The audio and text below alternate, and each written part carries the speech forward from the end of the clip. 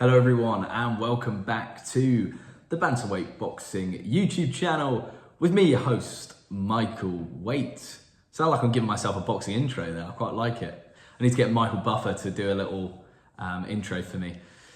Anyway, what are we talking about? Well, we're back talking boxing as always. 2 videos in one day, you've got to be chuffed. You've got to be chuffed with me. Absolutely killing it on the boxing scene right now. Nowhere else to get your boxing news but here, all right? And saying that, do drop a like and subscribe and comment. Even if you want to comment some hate, I don't mind. But yeah, do mainly like and subscribe, I think. Don't promote hate, Mike. Do like and subscribe though. I usually say that at the end of my videos, but I've realized that they're probably too long and people aren't actually getting to the end of them. So I've got to plug myself, got to promote. Yeah, I really appreciate it. Anyway, what are we talking about today? We're talking about Tyson Fury. What's going on with Tyson Fury? Yes, this is a rant video. Yes, I'm calling Tyson Fury out again. I know you watch these, Tyson. I know it gets you rattled, but I've got to make them. I'm finding that this YouTube channel is probably becoming a little bit more of a therapy session for me, dealing with my pains of boxing. I get a lot of joy out of boxing, but mainly pain. And Tyson Fury is definitely one of the causes of that. So let's give some context about what's going on in the heavyweight division. There's been all this talk about the big showdown in Saudi Arabia, the answer to all of the boxing fans' prayers. You're going to see the big 4 fight it out in a Royal Rumble. All right, so sounds really good. Super excited for it. The issue is the negotiations between Wilder and AJ are sounding very positive. At least from what Eddie Hearn is telling me, or telling me online. It sounds like everything's moving quite nicely. I think they both want the fight, and it just seems to make quite a lot of sense. They're going to make a lot of money. There's not a crazy amount of options out there, etc. So that side of it seems to be progressing quite nicely. All we've got to pray for is that neither Wilder or AJ gets knocked out before the summer. But, you know, that's probably going to happen. But the other two which we're having difficulties with is the Usyk Tyson Fury. Now we know Usyk doesn't mess about. He is there to become unified. He is the purest of boxers. Like, you know, he's not bothered about the fame. He's not bothered particularly about the money. He is there to establish his legacy and be known as one of the greatest of all time, which, you know, he is going to make a good argument for if he becomes unified at heavyweight, all right? Do it at cruiserweight and heavyweight. He's done all the right stuff with his amateur pedigree. So he is hell-bent on getting this fight with Tyson Fury. However, it seems, again, for the second time where we've tried to make this Fury-Usyk fight, Fury is kind of laying some bumps in the road or kind of making it a bit more difficult.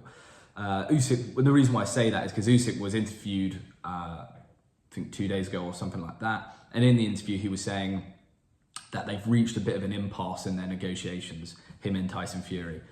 Shock. So it's not looking, as the meme says, it's not looking good, bruv. And it's not. Because, you know, we've seen this play out before. It starts with an impasse and then the negotiations completely fall apart. I had quite high hopes for this fight being made, just because I thought Tyson Fury wanted to become unified as well. And also, if the Saudis are putting it on, the cheddar is going to be right? You're not going to make more money than on a Saudi show. I don't believe. I don't know the ins and outs, but that would be my belief. So yeah, it's not looking good for that fight. And then there's also been, everyone's talking about having a tune-up for these potential fights in December. Now, everyone seems to kind of know what they're doing. AJ's looking for an opponent for August. Eddie Hearn talking about potentially Dillian White. I think that's a beautiful fight. Super keen for that. Wilder has actually been quite quiet, so not too sure about Wilder. Usyk has got his fight with Daniel Dubois. There is a bit of kind of worry about that fight as well, because there's been recent talks about Dubois having a knee injury and potentially pulling out. Then the WBA came out and said that they would make Wilder a mandatory. So it would be, Usyk would have to fight Wilder instead. which was just a complete, I don't know, curveball. But everyone kind of has a bit of a route, but Tyson Fury, his route has been a bit difficult and a bit convoluted. He wanted to, again, have a tune-up fight in the summer. The two main guys he was looking at was Zhilei Zhang, great fight. I was super excited for that. Zhilei Zhang coming off a great win against Joe Joyce, southpaw, big guy. Tyson Fury struggled with Otto Wallin, who was kind of a similar build. Zhilei Zhang's not going to be pushed around the ring like Wilder was. He's also got a sweet left hand, carries a lot of power. If you can hurt Joyce, you can hurt, I don't know, concrete, I would say. So I thought that was an exciting fight. Nope, it's been called off because the unimaginable happened. Joe Joyce called for the rematch, which no one was expecting. I'm sure Tyson Fury's team probably weren't expecting that. I think that was a good move from Joe Joyce as a side note. I think where else was he going to go? So that fight's now happening. Zhilei Zhang's out of the question. The other main guy that Tyson Fury was in talks with was Andy Ruiz. Now, those talks have now broken down. It's come out that Andy Ruiz was asking for too much money. That is just standard Tyson Fury chat. I wanted too much money. No, fight's not gonna happen. Sorry. It's just like, did he? Or saying that though, I have read a report just now saying that Andy Ruiz, oh God, nearly knocked the camera down. Andy Ruiz did ask for 18 million, or roughly around that figure, which is ludicrous if he did.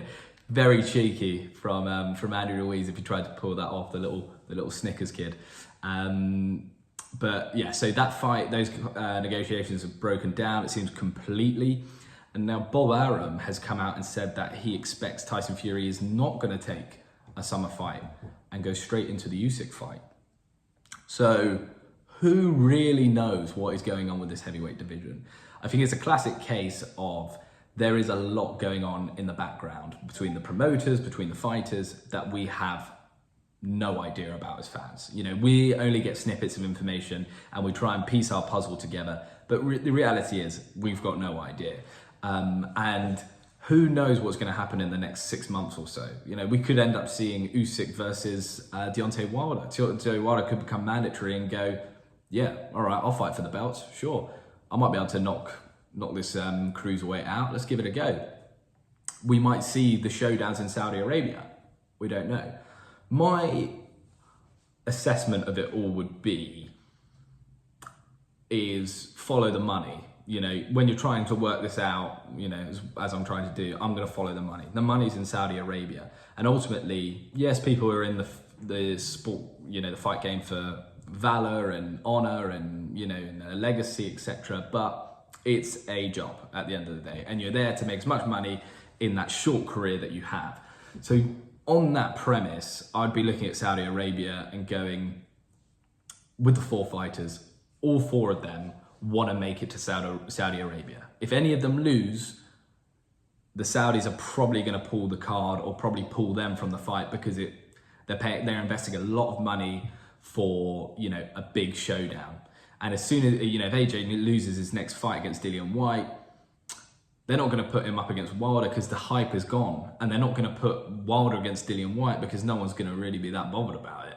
So I suspect that maybe bar Usyk, because of the mandatory situation he has, I think a lot of them are going to avoid trying to fight like Tyson Fury is in this summer fight and just slog it out till December and take the big fight. But who knows? I don't know if AJ will though, because I think AJ knows he needs another fight.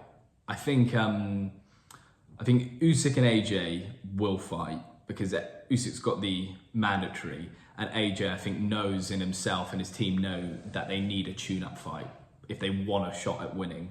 I think Wilder will feel comfortable in his ability. He's not going to change anything in terms of styles, etc. And he's comfortable with what he's doing. He got the knockout against Helenius. And Fury's very much the same. I don't think he'll feel he needs a tune-up. Or maybe he will, I don't know. Yeah, if I was going in against Usyk, I would want to have a tune-up. I'd want to be as fit as physically possible. before going into that fight. But maybe he feels confident he'll be all right.